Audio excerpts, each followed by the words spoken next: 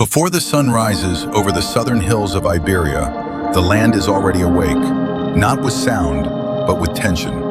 The soil still holds the cold of night, and the rocks remember yesterday's heat pressed deep into fractured stone. No birds announce the morning, insects remain silent, the air hangs heavy, carrying the faint scent of wild thyme and crushed lavender. Survival here does not belong to the loud or the careless. It belongs to those who understand restraint. Somewhere among low scrub and sun-baked slopes, a presence moves without leaving a trace. No branch snaps, no pebble rolls. Only the faintest shiver in the grass reveals that something ancient has begun to move. This is the world of the Iberian lynx, a predator shaped by scarcity rather than abundance, precision rather than power. Its coat, marked with tawny spots, dissolves into dust and shadow. Gold becomes camouflage, stone becomes cover. The lynx advances slowly, each step placed with intention. Its padded feet make no sound. Its ears rotate independently, mapping the landscape through whispers most creatures never hear. A distant scrape, a subtle shift of earth, a heartbeat carried through dry air. The lynx does not rush. In this land, patience is not a virtue, it is law. The lynx lives alone. It hunts alone. It survives alone. There are no packs to divide risk, no companions to distract predators or competitors. Every decision carries weight. Every movement costs energy. This is not a cat built for endurance chases or reckless force. It is designed for moments, singular, decisive moments where precision determines survival. Ahead, near a limestone outcrop fractured by centuries of heat and wind, movement flickers. A wild rabbit emerges from cover, pausing at the edge of open ground. Its ears rise, its nose twitches. It senses danger but cannot locate it. The lynx lowers its body into the scrub, belly brushing earth warmed by the previous day. Muscles tighten beneath the spotted coat. Its tail flicks once, then stills. The world narrows. Wind fades. Sound collapses inward. The lynx waits, measuring distance, angle, timing. A mistake here means hunger. Hunger means risk. Risk means death. The rabbit hops again, drifting farther from shelter. That is the moment the lynx has been waiting for. The strike is sudden and absolute.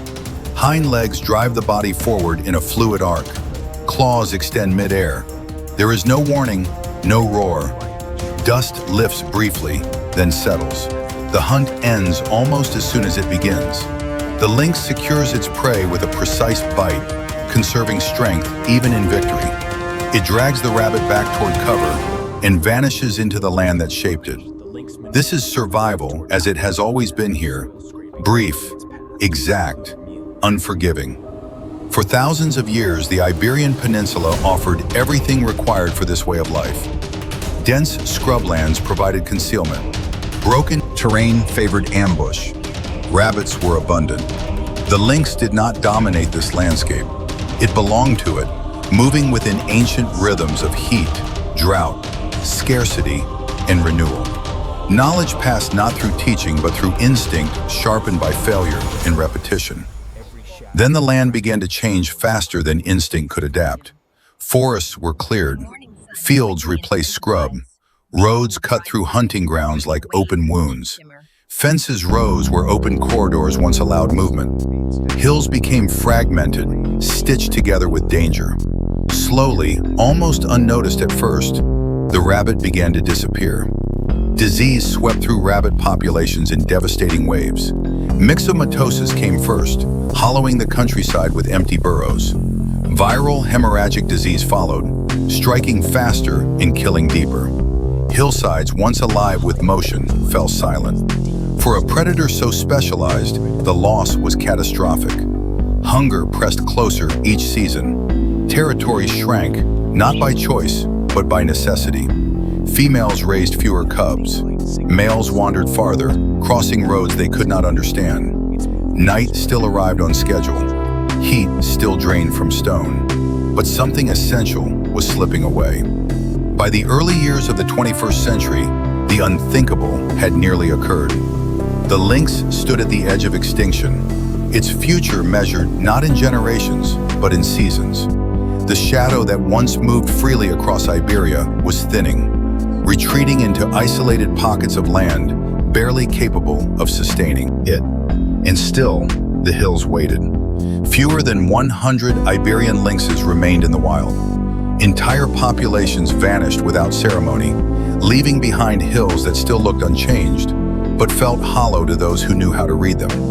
Roads claimed individuals searching for mates across fractured habitat.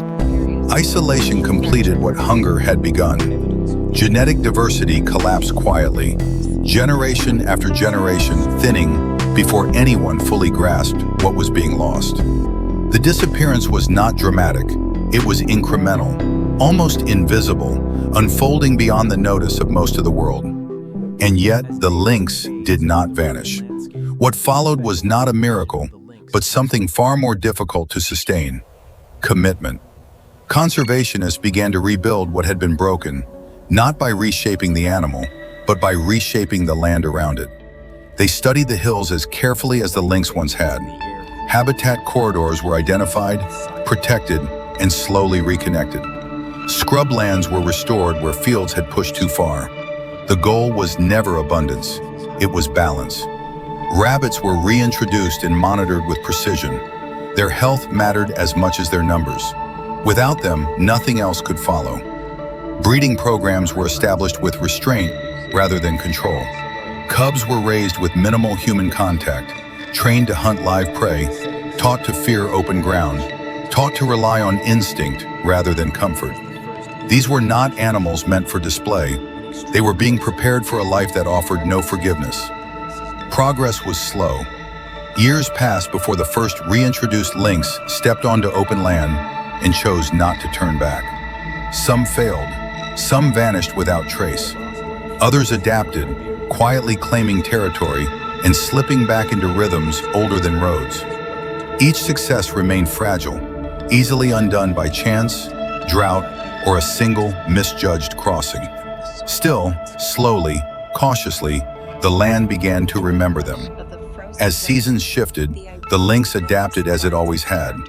In summer, it hunted at dawn and dusk, avoiding heat that cracked stone and drained strength.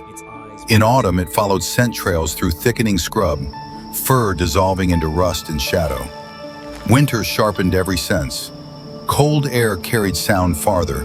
Mistakes echoed longer. Precision became survival once again.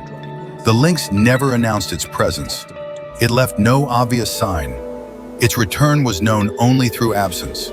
Fewer rabbits in familiar clearings. Tracks pressed briefly into damp soil before vanishing. A flash of gold between branches, then nothing. It remained a creature of implication rather than display. Its existence felt more than seen. Its senses were its inheritance. Hearing fine-tuned to detect movement beneath leaf litter. Vision adapted to read shape and motion in fading light. Smell capable of tracing paths hours old. Every advantage had been earned through generations, shaped by scarcity, loss, and restraint. Still, danger waited everywhere. A road at night was not an obstacle, it was a gamble. Headlights arrived faster than instinct could calculate. A fence could guide movement one day and trap it the next. Fragmented habitat turned distance into risk, and risk into loss. Each generation faced challenges its ancestors never knew, threats that did not belong to the natural order. And yet, the lynx persisted. As evening settled across the hills, heat bled slowly from stone. Wind stirred dry grasses into whispered conversation. The lynx retreated to a den hidden beneath rock and root, where scent and shadow concealed it from all but the most determined eyes. Here it rested, never deeply, never fully. Its ears remained alert, tracking the language of the night even in stillness. Tomorrow would demand energy again. Tomorrow would demand precision. The lynx did not plan beyond necessity. It did not seek dominance. It did not expand without need. It survived by understanding exactly how much space it required and how little sound it could afford to make. It was a predator defined not by numbers, but by balance. Once its future seemed measured in months, today it was measured in generations. Cubs born into protected hills carried instincts older than roads, older than fences, older than fear. Whether they endured would depend not on strength alone, but on restraint, patience, and the fragile decisions made far beyond their sight.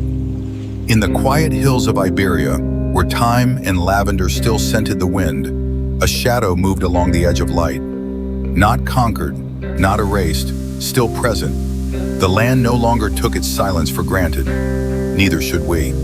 For the survival of the lynx has never depended solely on its claws or its speed, but on a simple truth written into the stone and scrub of Iberia itself. Life endures not by shouting its presence, but by moving carefully through a world that can break it at any moment. And as long as the hills remember how to hold silence, the shadow will continue to move. Silent, precise, alive.